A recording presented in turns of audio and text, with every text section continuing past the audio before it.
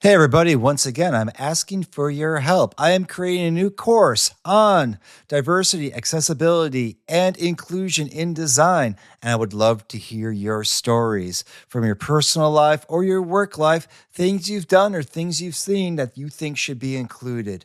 You can share your own experiences on the topics of accessibility, diversity, and inclusion in design at feedback@experiencexdesign.com. Your contributions will be very helpful to me in preparing the content for the course, as well as guiding this class's graduate students I have in how to do better by people. And that's going to be a theme today, doing better by people.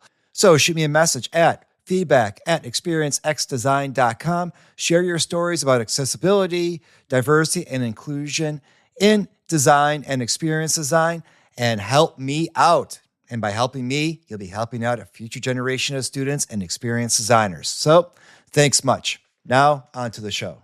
1, 2, 3.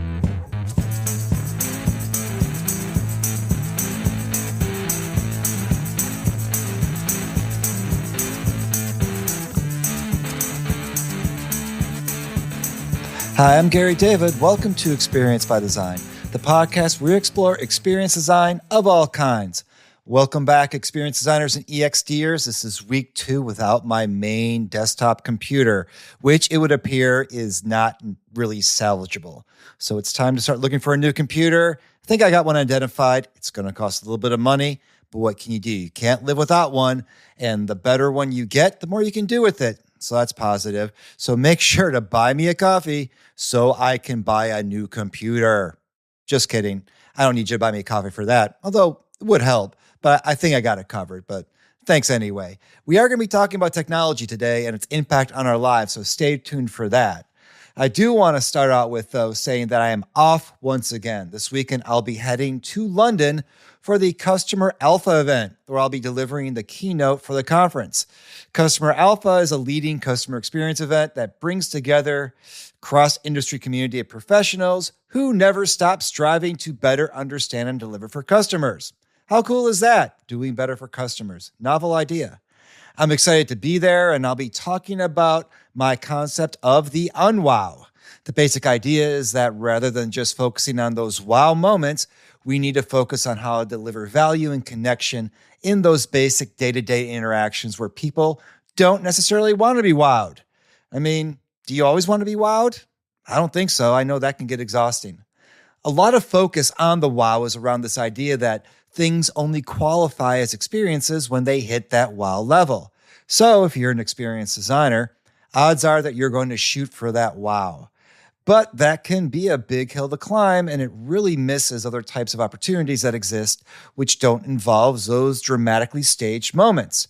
Also, after all, stage can feel inauthentic and not organic. To be staged can feel performative. Performances also involve scripts. The words being spoken aren't yours, but ones written for you by someone else that you have to say. So being scripted ain't always the better way of going about it. Thus, the unwow is in part a call for those small moments that create connection and a sense of authenticity. And don't we want to feel more authentic connection in a world that feels increasingly disconnected, despite the fact that technology is supposed to connect us? So, unwow is a strive for connection.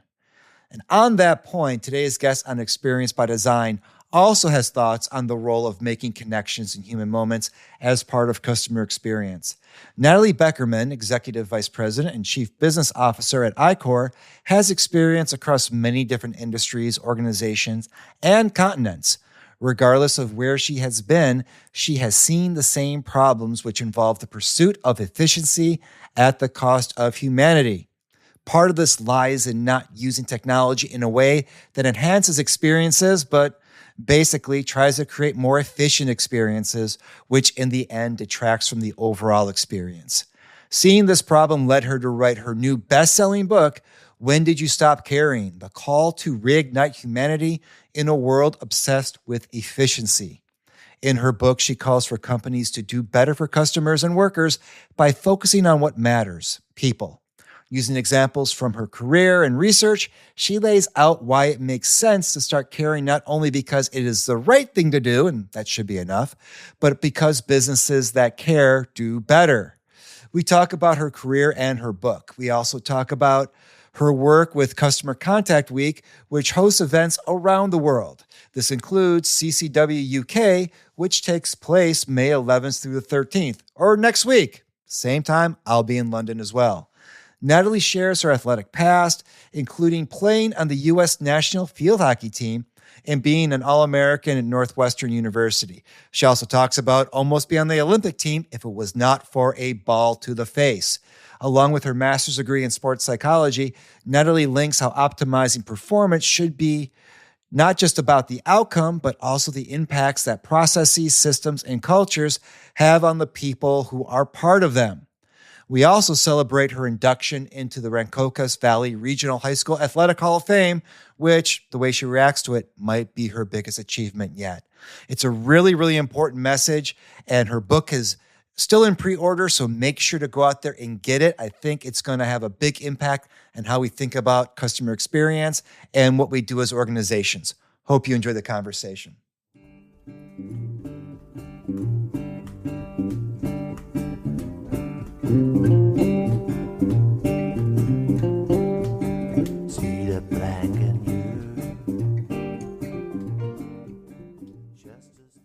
Computer. I think the first thing I wanted to do was congratulate you on being part of the Rancocas Valley High School Hall of Fame. Wow, that's taking me back many years. I mean, you all must have had a wagon of a field hockey team, because I was looking at some of the names. I pulled up the Burlington County Times. Amazing what you can find. And you and Deneen Brown and Linda Schnoffer-Husted. Yeah. Yeah, I mean, did you win everything? That is the funniest thing. Like, no one has ever done that research. That was actually like two of my basketball colleagues. Linda did play field hockey, but yes, that is hilarious. And I actually wrote to the Burlington County Times about like 6 years ago because someone finally beat my many years of scoring record, and I congratulated them. So. But I do have a little bit of controversy, I think. Okay, let's go. Yeah, and so I'm at the Rancocas Valley High School Alumni Sports Hall of Fame, and your name's not listed. Oh, well, but it's in the newspaper, so we gotta get on this from this podcast. I was inducted, and I know like a plaque of some sort. That's hilarious. Okay, I wouldn't even know who to call. Well, we'll figure it out. We got to get to the bottom of this because I mean that's not a small thing that you're a part of the Rancocas Valley High School Hall of Fame. Thank you. No, yeah, I mean we do our research here, and I also I got another question was how I was looking at the third place in the NCAA tournament and how much that hurt. Painful memory. Painful. Yeah. I mean, you scored, and then Colleen Senich scored, and of course, Ken Metcalf in net is just a wall in net.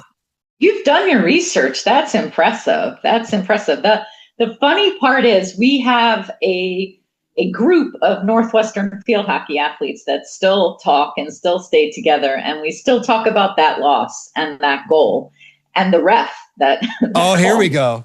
The ref. I can give you her name, where she is, she's still alive, that kind of thing. So how did you? Who won that year in the field hockey in 1989? I believe it was Old Dominion. North Carolina defeated Old Dominion 2-1. North Carolina, that's another rivalry. Okay, that's good. I feel better, sort of, because they're a much better team. Yeah. Well, I mean, you held your own, and you let off the scoring there for the. I mean, that must have been huge.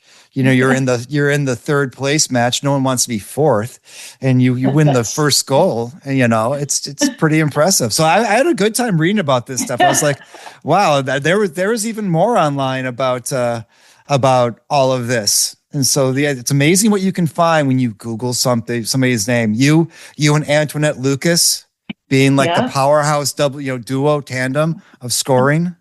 It's incredible. This is so funny. Yes, I took my sport very seriously. Yes, at Northwestern. Yeah. I mean, And why North? she was a US Olympian. She was a US team player too. So Did you end yeah. up going to the Olympics? I didn't. Funny story, at Olympic selection, I had a ball straight into my face. 5 minutes before the final selection, and there was a rule that year that you had to be on the field for selections. And the coach at the time was a Dutch guy who came over, and it was his one day being there, so I missed it. Oh my God. But I had like nice stitching, and I got in the paper for like pictures of blood everywhere. It was there are more things than the Olympics. Well, it's either get an Olympic tattoo or get a ball to the face tattoo. And you went for, Exactly. I'm surprised you didn't find that, because that was in like the Oklahoma Times. Like, I was on the front cover with blood everywhere, and my teammates thought it was hilarious. And of course, it was my Olympic. well, that's going to be the image I use for the podcast. No, that will not be a good image. Why? So you played every sport. No, I started not at Northwestern, Northeastern, no, Northwestern. I mean, but at high started school. as a gymnast. That was my first love. I was a gymnast. I wanted to be in the Olympics for gymnastics, but hurt my back really early on. And then my main sports as a young kid were really, I mean, I played soccer, but really basketball and field hockey.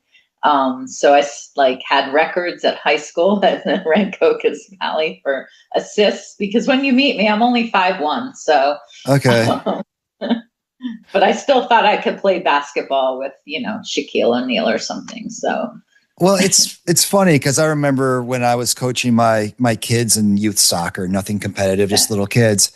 And I was remembering those stories of East German coaches who would go around to schools and they would just identify kids, as prospects. And I used to think that's ridiculous. And then when you're around little kids playing sports, I'm like, oh, you can kind of tell who's wired a little bit differently by how they're going about their work on the field, even in a fun environment. Well, you could tell I was like 6 in gymnastics school, and I went 3 times a week. It was intense at 6, 7 years old. And there was a lot of fighting to get right. It was intense. Yes. Yeah. And it's, now I do some coaching around Nordic skiing. Even there, it's, you have new people that are brand new to the sport, which is fantastic. And you're trying to teach them how to ski. And then you have people who are just out there 6 days a week in the summer roller skiing. And I know you have a degree in sports psychology. And, I just wonder about, and coming out from my side of the street as a sociologist, what is it about? Do we know what is it about how certain people are quote unquote wired that makes them more programmed for that drive? I don't know if it's the wiring, but I'm going to add this element in, especially since what we just talked about, my missing the actual Olympics because of that, is a lot of it is who's the healthiest and who stays the healthiest. So, interesting. And a little bit of luck, I'm going to say. So I think we're all probably wired similar. Like we want to be the best. We want to find our greatest potential and live to our potential. But in sport, there's a lot of other factors that play a part in someone's success, and if you can stay healthy and not get injured, that's a big part of it. I don't know if you're familiar with an athlete named Jessie Diggins, who is the most decorated U.S. Nordic skier ever. And she was multiple-time world champion. And she just retired. And there was this documentary out about her and along with her autobiography. And it kind of goes into the dark part of that drive for performance and success, that it's not all roses and accolades, but that drive to succeed can be so all-encompassing that it consumes you not in a healthy way. Yeah, I'd agree with that. Because it's harder than to take the losses and the hits that you can't control. So get that part. And it's hard. Like when you do get to that level, like people were giving Lindsey Vonn a hard time for competing because she already had a torn ACL. I was like, you have no idea what that feels like. You have no idea what, like, missing the Olympic competition because you think you can work through it. Like missing that is hard. It's So, I mean, it's my personal thing has always been to be the best I can be. Right. And I think you just have this drive to be better than you think you can. That's the excitement, right? Yeah, but not everyone has that, No, that part I don't understand. I mean, I've had that for a long time. I always want to be the best of my ability, do the best, be the best I can be. So, and I Yeah. want my industry to be like that too. That's what's frustrating. We'll come to that, I know, but Well, yeah, that's kind of like, where I'm angling here in my roundabout way is, I like with your book, right, which is, that. a bestseller in 2 categories, which is amazing. Thank you. It kind of raising this red flag about the all-encompassing drive for success, performance, results that doesn't take into account people. Yes. And this goes back to even coaching, right? That you can, as a coach, you can create a really bad culture. I had to go through Safe Sport. I don't know if you've ever had the opportunity to go through that, but it's a program about how to, be a coach in a way that's not toxic or abusive, or, criminal as well. Yeah. But because I love that. yeah, because it can be really all encompassing and toxic because the results become more important than the people. Yes. And it's so funny you say that because that's the whole thing about my book. It's like you've hit the nail on the head. And I kind of never really took the sports perspective and looked at that in relation to the industry. So thank you for making that connection. I don't understand it in sport as much. Well, I understand it as an individual, but I mean, I've seen things that I wouldn't want to repeat. I've seen things that have happened playing in my international career where other countries have done things. I remember my own self doing things like, I do not have anything against the Dutch field hockey team, but they would always do this illegal thing on the field. And it's like, I'm like, Ref, like, why are you not seeing this? And then I started doing it. And that's like wrong, right? Just because someone else is getting away with it doesn't mean it's right for you to. And I don't understand that. So I guess you can be overdriven, but in the industry, you cannot be. Like, this is something that is so critical. And I just lost my patience. Like, after COVID, I'm like, enough is enough. We have got to stop trying to take shortcuts. We have got to stop trying to do things at the expense of our customers and our people. It's unacceptable, and it's just getting worse and worse. And I don't know about you, but I have said since 2019, 2020, probably more 2020, 2021, like, they don't care anymore. How many times I've said that I can't even explain. Like, they don't care. No one cares anymore. Who cares anymore? No one cares anymore. Hence the name of the book, When Did You Stop Caring? But yeah, enough is enough. Like, we have got to step up and do things the right way. So, at least they're putting on programs in sport, right? For doing it safe and more effectively. So absolutely. And it was, it took a lot of high profile things to show what really goes wrong. I mean, I don't know if you're familiar with the woman named Kara Goucher, who is an Olympian, not world champion. She won a silver, but she's one of the most acclaimed female distance runners in the United States. And her coach was Alberto Salazar. And Alberto Salazar is one of the reasons why we have safe sport, because of the toxic environment, both in very overt physical ways, but also in body shaming ways and just being punitive ways. And so, but at the same time, he was acclaimed as a coach for his results. Yeah. Well, we all know what's happened in gymnastics, right? And all right. With Larry Nassar. Yeah. Not a good story. And, I remember the weigh-ins. Like, I don't think they do those anymore, but.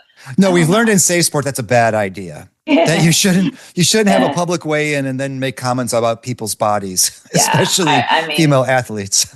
Yes, I remember showing up for my weigh-ins being criticized for gaining, putting on water weight, right? As most female athletes do. There's a lot to learn, I guess, from sport, even more than I thought. So what were some of the things, and I want you to name names, but things that you saw happening that really caused you to say, wow, we're not caring about people anymore? In sport or in the industry? In industry. Industry. Well, I used a lot of these examples in the book, but I think I'll just talk more generically about COVID, Okay. right? COVID, I felt, gave us the permission to just stop caring. Like, oh, we can't get people to work. Oh, we're gonna all go home. Oh, we're gonna try and automate things. We're gonna try and push more automation. We're gonna do it cheaper and faster and better. And so we got so obsessed with this almost relentless push towards automation and AI, that automation and AI is not a bad thing. It's not that it failed us. It's that our application of it failed us. And we just keep deploying more and more technology really as a substitute for the thoughtfulness of people and the human being aspect of it and our customers. So organizations are constantly going leaner, faster, and I think they're getting increasingly more disconnected to the humans they're serving. So that's for me the what's happened during COVID, and then or since COVID, I'd say since COVID, and then with my own efforts, and this is probably where this obsession has come from. That's linked to maybe your analysis of sports. I've worked for organizations where we've chased the efficiency so hard. Like you are almost programmed that you are not effective unless you're saving money, and you're not effective unless you're winning in the savings, and you could do it faster, smarter, cheaper, and create processes that are better for the organization. And yet, guess what? Those processes in itself are probably worse for the customer, worse for the people that work for you. And so in the book, I talk a lot about my own experiences and my own processes where I've worked in these different organizations, and I put in automation and I created new operating models that I sat there and thought, these are fantastic. And then when you actually think about the end, it's not solving the problem. It's making it either harder for our own people, and it's making it harder for the customer to engage or interact with you. And finally, I will say that this is a pivotal story and a pivotal moment for me. And it's probably the first thing I'm going to talk about at CCW. But my last role, we were looking at automating quality and quality assurance and all the aspects of the data and analytics of quality. And I had gone through like 2 RFPs, massive RFPs, like over 30 vendors participating. I was like, this is 100% the right thing to do. And then on a road trip, on a business trip, visiting somebody, one of our partners in South Africa, and I get a call from my boss, and she's like, now is the time. I'm like, now is the time for what? Now is the time to get rid of your 60 quality assurance agents who are all doing a really nice job in the Philippines. And I was like, we don't have the automation to replace them. So we had the promise of the technology and the tool, but not the implementation, nothing. Right. We didn't know about it. And I'm sitting in this, I had to borrow an office, and I let, 60, 65 people go. And with the realization that we didn't even put the automation in, why are we doing this now? Why? Like, there is no urgent need to do this right now. And I remember one of the people I let go said to me, but why now? Like, we haven't automated. And I could not answer that. And I sat there, honestly, I was like, I can't do this anymore. I can't let people go just because I want to save a little bit of money, because the impact of that savings is not anywhere greater than the impact of what those people were doing for the business. It's just that the business didn't respect it. And so that was a real pivotal moment for me in my career. And that was like, I realized that in order for me to do that, I must have stopped caring at some point. Yeah. Yeah. It's, there's so many things in my mind, because I came not from business. I came, from sociology, where we're always very cynical of business, not caring about people. So I'm like, well, yeah, they don't care about people because it's a business. Now, I know some businesses do care about people, and it's not a complete rule, but this idea that businesses prioritize profit over people, and the short-sightedness that if you can be more profitable, if you actually put people back in. It's why are people seen as the most inefficient part of the process, but technology is given prominence? because Yeah. it's just so wrong in so many instances. I know, and it's such a like a powerful dilemma that there's some great technology out there, but no one can identify which technology is better than others. Or my whole book is about using it in the right way, and Right. then really understanding the power of your people, the power of how you're engaging with your customers from a brand and loyalty perspective to get the most out of it. I mean, when you tell someone you had a great experience, it's usually because you had some type of interaction that was emotional, that created an emotional engagement or interaction. It's not because you saved $5 and it's not because they answered the phone quicker. I can assure you it's not because of that, you To, know? to make the point about, you have to have expertise to know how to use the tools properly, you should just get a bunch of people into a room, give them a bunch of power tools, and have them go at it and see how many digits are lost, because it's dangerous, right? Because if you don't know how to use a skill saw or a table Yep. saw or something like that, you can run into significant trouble. I mean, the same thing. If you don't know how to use AI effectively, Yep. you can run into significant trouble, including bringing at risk an entire business. Well, that's a really great example. I might have to steal your analogy Please do. because because because it's a nice way of getting people, like, why would you put them in to do labor with a saw or a piece of equipment, but with AI you're ready to implement. You haven't built out all your use cases, you haven't tested them, you Right. haven't even seen it from the operational side. I'll give another example. Like the other week I wanted to send someone a gift, and I went on 8 different websites to be able to send an alcohol gift or a food gift or something to this person. And I could not match up the delivery with this address. I couldn't send it. This state would not allow you to send it in. I just couldn't do it. Oh, you don't live here, so you can't send to there. It was a disaster. And I'm like, this is business. Like, some of these are small businesses, some of these are large businesses.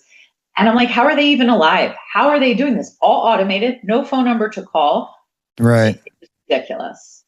And I don't want to conflate, obviously, customer service and customer experience, but one of the things I do want to talk about, and I've written about this, is the idea of serving, right? Yes. Of being in service to somebody else. There's a Yes. deepness. I mean, even in recovery programs, one of the first steps people take is doing service, because it gets you out of yourself and gets you engaging in the world in a meaningful way by contributing something that is selfless.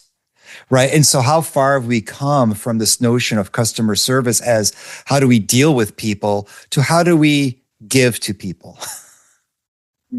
Well, that's like a whole dissertation and a half, right? I mean, that's the problem. One of the main problems I would say in the world today is that we don't want to give anymore. We don't want to give, or humans have stopped wanting to do that. I don't understand why. But that's happening everywhere. It's happening in healthcare. It's happening in pretty much every industry. It's like, hey, we have time, we have efficiency, we have process. I have 15 minutes to see you today. That's it. Right.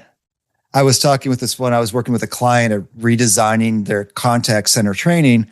And they said, we're so committed to customer experience that we want to keep our calls under 3 minutes. And to which I said, what does that have to do with customer experience? Right. And they're like, well, that way people are on the line longer. I'm like, or you could hire more people. Like it's Yeah. not about customer experience, it's about saving money. Right. Because, you can see trying to get people off the phone more quickly, because they would also only QA the calls that were Right. over 3 minutes. So there was a huge incentive to get people off the phone before 3 minutes. And that was rated as success. As good service. See? I mean, that's exactly, again, like you put garbage in, you're going to get garbage out. You have garbage processes, garbage policies, garbage premises, you're going to get garbage out. And I can again assure you that those customers don't think that the 3-minute mark is some mark to register whether they had a good experience or they were serviced well. And one of the things I find fascinating about your background, and I'm wondering how it contributed to your book, is how many industries you've worked in. I mean, Yes. I can't even imagine. I mean, number one, why? And number two, how scary was that? And number three, what did you gain from that as a result, that you're able to apply today? Yeah, I mean, it's a great observation. So thank you. And I always tell people, like, I do have a little bit of an eclectic background. I mean, I'm someone that wants to keep learning. And so none of those industries scared me. But when I went into them all, do you know what? It's the same, absolutely the same problems that existed. Same systems, same misuse of systems, same drive of efficiency and doing it faster and quicker and obsessing more about the cost savings. And yet we're still losing really with our people. We're not helping our people. And so every single one of these industries that I've worked in, from home services to mortgage to telco, we've lost people. We've had to get rid of people. We've implemented systems poorly. Then we complain about the very systems that we do implement and complain after we've made the case that we're unsuccessful because we don't have the right systems. Then we complain about those systems. So I have learned that industries all have the same problem. You're dealing with humans, Right. You're dealing with people. So of course you're going to have the same problems. And we're all trying to use technology and automation and AI to make it better. Yeah, yeah. I did a little work around enterprise system implementations, and I have talked a lot and published some around the difference between process and practice. That, systems are created around processes. People function in practice, right? They have to do things. They have to make things happen. And if you're designing a system to control through process, and that system, the requirements are gathered or put out by people who are removed from the practice, you're going to have a system that essentially interferes, that there's going to be friction between me trying to get things done in the way that we work and the system, the process that is there to structure and essentially control ends up impeding. Do you know what I mean? And I don't know I'm just curious if that's something you've seen, if I'm on the mark there, about this disconnect between how people work and how we think they work. And then we design systems of how we think they work or how we want them to work. And that friction causes a lot of problems for the employee experience as well as customer experience. Yeah, I'm saying in my book that actually we're not being thoughtful of either. I'm saying that not only are we not thinking about the customer, but we're designing these systems for our people who can't help us. They can't help us. So again, utility company in the East, I think you might maybe have them, I'm not sure. I was calling for a broken water heater for my mother, got the IVR, scheduled an appointment, which took forever to schedule. In the IVR, so in the automated system that they thought they were saving so much money for that internal call. And guess what? I had to call and I had to wait an hour to speak to an agent. Okay, so already it's inefficient, even though they think they've made the savings. I get to the agent, we go through, she honestly services me in 2 seconds. Like it's the biggest question ever. And I said to her, like, have you talked to leadership about this IVR? And she said, these were her exact words, and I can't remember if it's in my book. I think it is. It was, they don't care. Yes, we have told them and they don't care. And she laughed. And I was like, oh my goodness. And so I see so many people that work inside organizations, like we yell at these agents frontline, and it's not their fault. It's the fact that we created these systems and processes that are making their lives even harder. I've actually said that to agents before. I'm like, this isn't directed at you. Yes. And I don't want you to think that I'm mad at you. You're just a person on the phone. So I apologize in advance. That said, but ironically, they're the people that know the processes that are broken. And part of the book, in the book and in a challenge that I created, it's like, walk through your own journey, test your own use cases. It asks you to please, absolutely please, take the journey of a customer, actually test that journey of a customer and do it in the right way. And I think that so many leaders don't do it. They literally think that they're putting in the process or the policy and that's enough. And so there is a lot of advice, like if you're going to create a new, especially your IVR, how many times I would call my own IVR? Like I would call it obsessively. And then I realized, oh my goodness. And I would test use cases and then I would try and break it. I spent a good couple of years trying to break IVRs globally. Okay. It's very sad. I have a very sad life. No, I think it's fascinating because what a great experiment, right? Experimental Yeah. design. It's a great way of collecting data and testing out these Yes. things. Yeah. And so I think this is again, my book is not just about the customer experience or the customer we're serving. It is start caring about your employees. You're putting them in Yeah. front of people and you're asking them to do things and you're also giving them lack of tools and broken processes to work with. And when I teach a class on employee experience in our MBA program at my school, and I always try to emphasize your employees are your first customer. Yes. That they're the first people you should be serving, Yes. right? If you want to improve customer experience, start with employee experience. And that there's this really strong connection between the two, not just ideologically, but in terms of the data. That companies that prioritize employee experience do better. Yeah.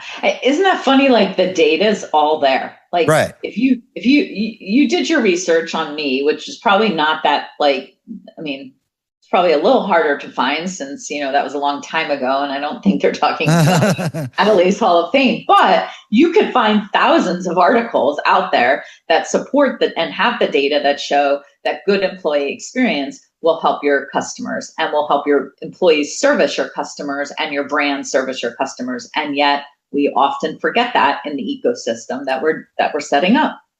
I often wonder, I'd be curious in your experience, if you've worked for private versus public companies. By that, I mean not public companies that are publicly traded versus private companies that aren't. The difference, because the time horizon is different, that if we have to worry about stock price on a quarterly basis, then it's going to make me care about different things than if I don't have to worry about analyst projections because I'm not worried about stock price and stock performance.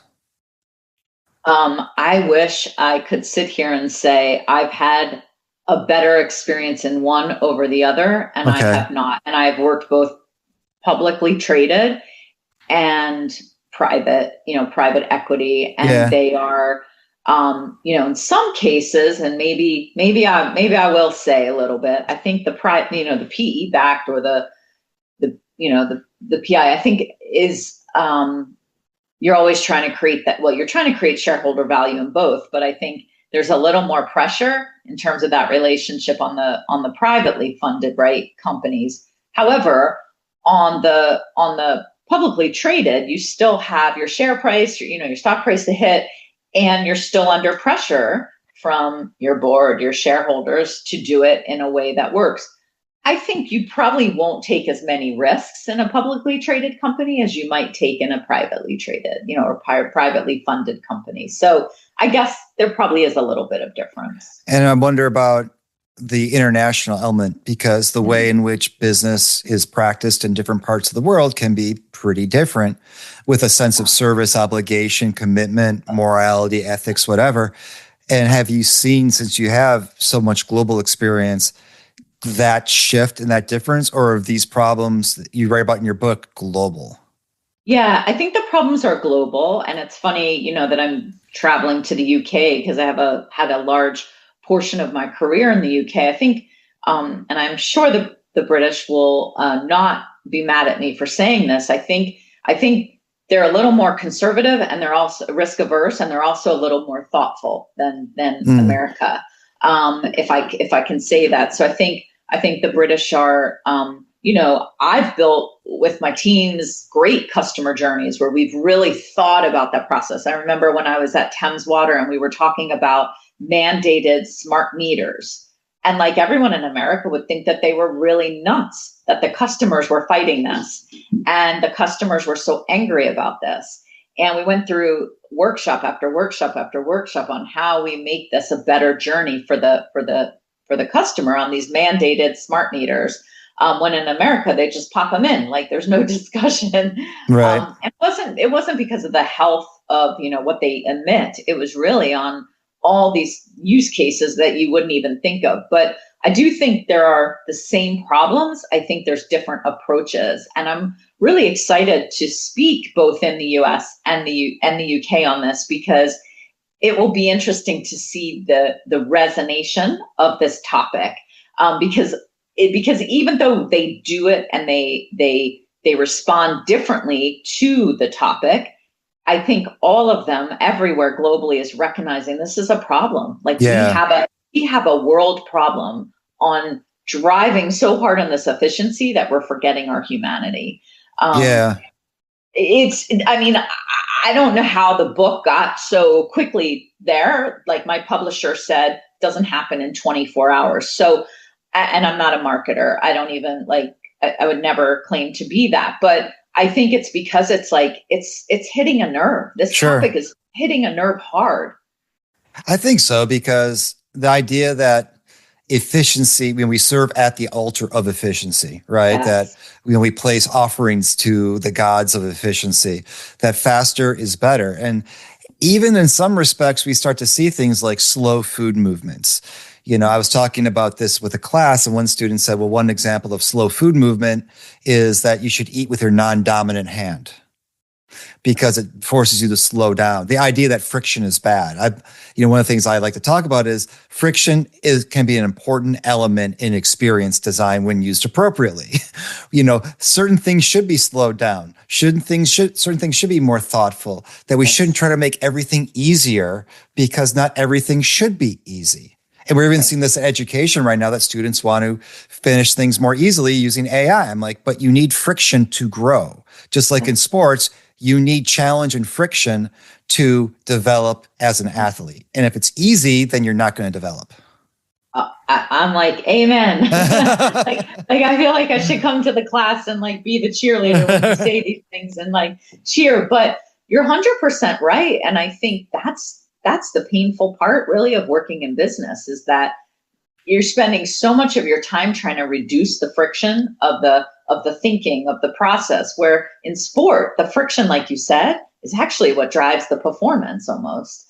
Right. If you can work around that friction. But in business, we don't want the friction. So we're constantly looking at how we eliminate it. But yet when we deploy these things, we're not using them as enablers and removing the friction. We're almost creating more friction, the customer friction and the employee friction. But obviously, if there's a lot of friction, then there's going to be fire and erosion and destruction. So I get that in some situations we want to reduce friction, but you can't tell me that at Disney we're going to put on the wristband to make it easier to buy things was for primarily the customer experience.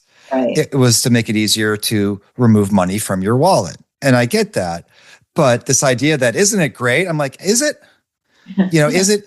I was at a fintech conference, and originally I was going to be part of a session on embedded finance. And I'm like, is it better to make it easier to buy stuff you can't afford right now?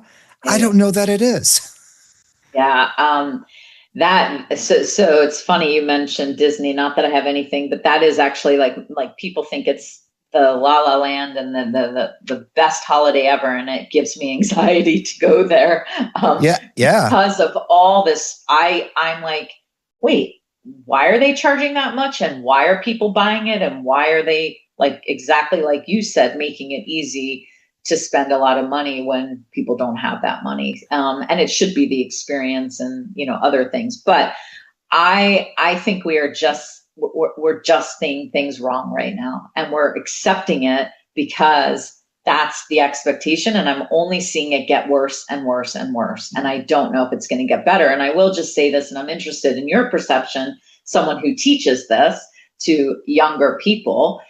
I did my MBA, right? Like, we never talked about this. We never talked about humanity during that class. We never talked about caring. We talked about shareholder value. Right. And so I'm interested if, like, today's people, are being taught on doing things the right way rather than doing it a way that brings in that money, and like, what is the main goal? And so I'm interested, like, that these people who are coming to your class, like, what is it that drives them in the buying or the customer experience process? I think that, I'll to our horn, because we have a number of MBA programs and I teach in them, that we do talk about these things. Right. But I do believe that in many instances, students may feel that this is something that we learn in school, but then when you go into the quote unquote real world, they're part of this larger culture that you describe in your book, that then it's not a realistic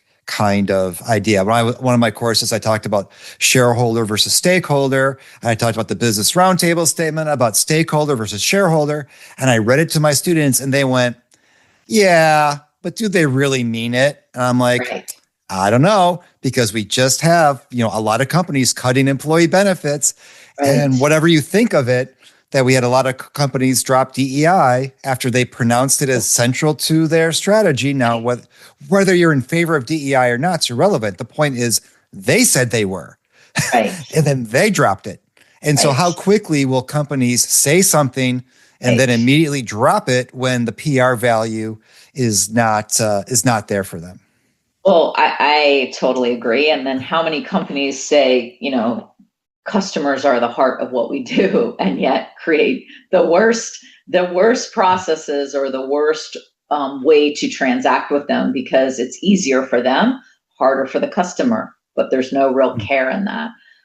So that's really, that like, it's so amazing that you're raising this, and you're also being challenged by people who are on your MBA course on this because their mindset is not where it should be. But then I think you look at companies like B corporations, and you can show examples of companies that have been successful doing things in a way that you would endorse and I would endorse. Because again, it's a performance at some level, it's a performance-based, situation. But companies that do these things do well. It's not as if you have to do better. And profit isn't binary. It's not either present or absent. There's degrees of it. And then it's what you do with that profitability. Where are you directing it? Is it going into the C-suite, or is it being reinvested back into the organization and professional development? Yes, that's a great, that's a great way of looking at it. And I think there are companies that still do it well. I will give an example of where I worked in a socially driven telco. It was a mobile virtual network operator company. So we resold like Sprint and Verizon. And I remember one of these projects that I had to do that went against every single one of my grains of my heart, my who I am. And it was that we had these customers that were using so much data. So it was all before fair usage came out. And I remember my CEO saying to me, Natalie, we have to get rid of them. And I was like, we cannot get rid of customers. Like I remember having this whole argument in his office. Like, no, I will not do that. I will not participate in this activity. And he just looked at me and he said, if anyone can go figure out how to do this in the right way, it's you. So I went back to my desk, and of course I'm like huffing and puffing, like I cannot believe this is the expectation. And he asked me to do this. And I went home and I was like, how am I going to deliver this? How am I going to find the savings and treat the customer with respect? Well, I went back in like a couple days later. It wasn't right away. And I said, okay, I'll do it, but you got to let me do it in my way. And so I was like, you got to let me run this. You got to no interference. I pick the team, I do it, and I create the exact model. And he's like, absolutely. So we did it. I remember recruiting people in there, and they all thought I was nuts. Like, you want us to what? And we were literally putting people on different networks. We were taking them, calling them, saying, hey, you're costing us a lot of money. But remember, we were using our profits for the good.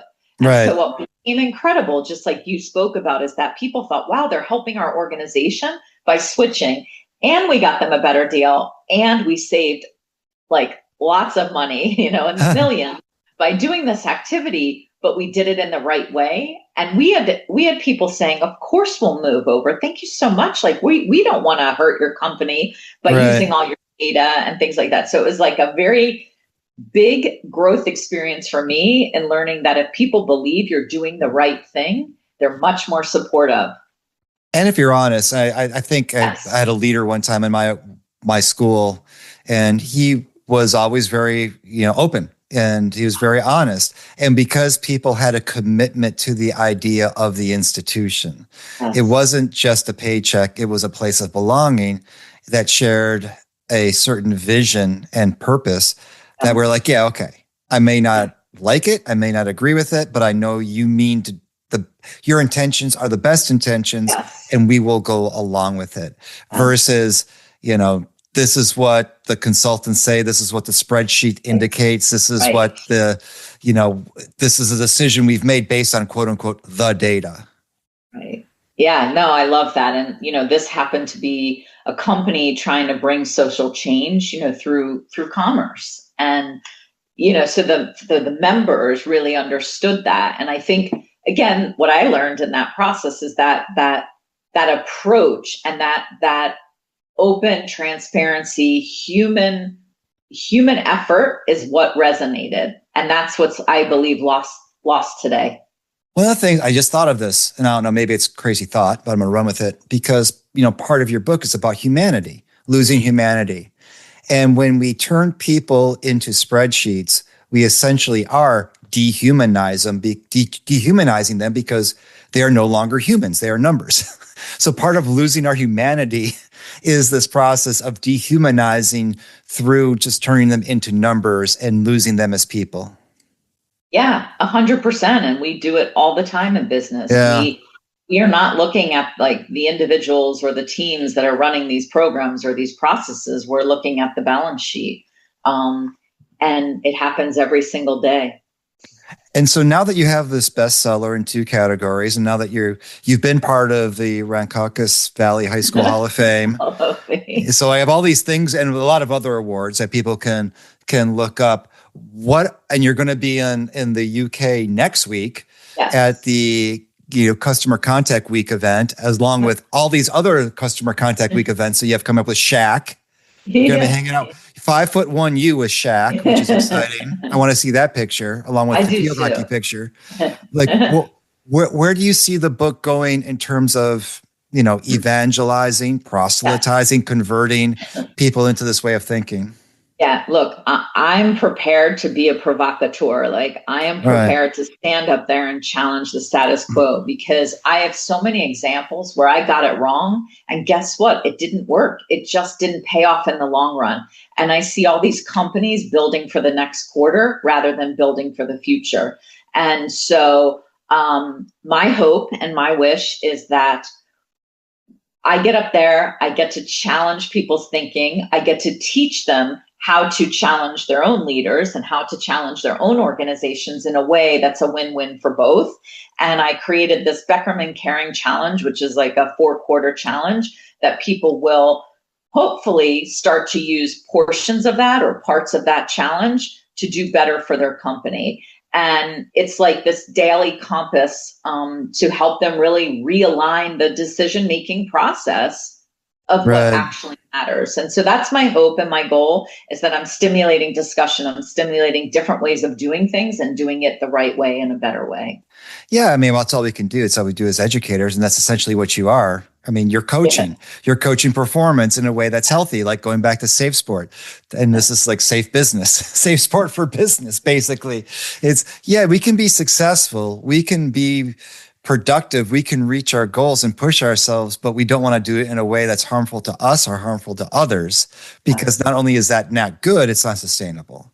Yes. Ultimately it's not sustainable, and it's not something that you don't want your legacy to be on. And you would not be in the Hall of Fame if that was your legacy. They're like, Natalie, I remember her. She could score a goal, but man, was she toxic. No, they did not say that, but 100%, I want to change the mindsets and the hearts and minds of how people are thinking about business. I think technology is incredible. And if you can use it in the right way, great job. And I want people to be more responsible with the thinking behind it, the push behind automation and AI, but do it responsibly and do it in the right way that truly helps our customers and truly helps the employees maybe service in a different way. So yes, that's my passion. That's my goal. And hopefully it'll get there. Well, you converted me. I'm a convert. And so I'm definitely going to share the book with students, and look forward to seeing you at a future Customer Contact Week event. Sounds great. Yes, that sounds fun. And thank you for allowing me to spread that message on here.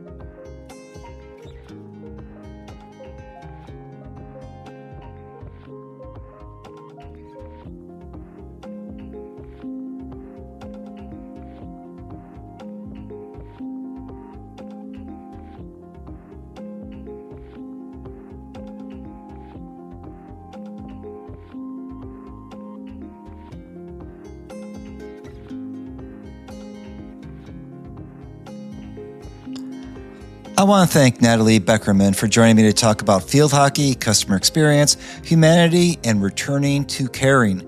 You can find out more about her work, her book, iCore, and Customer Contact Week in the links I provide in the show notes.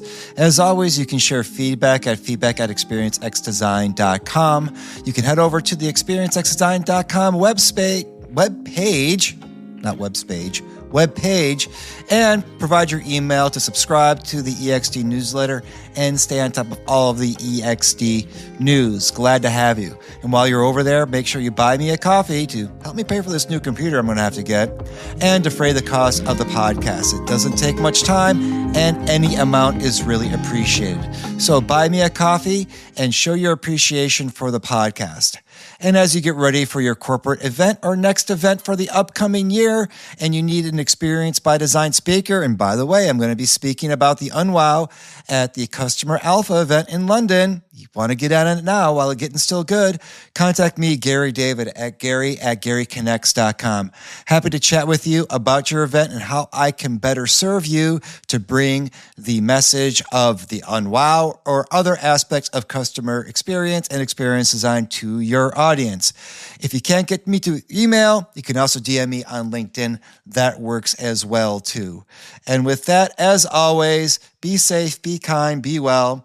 Be here for the next Experience by Design, and also be caring. I think it's an important message too. Take care. Bye.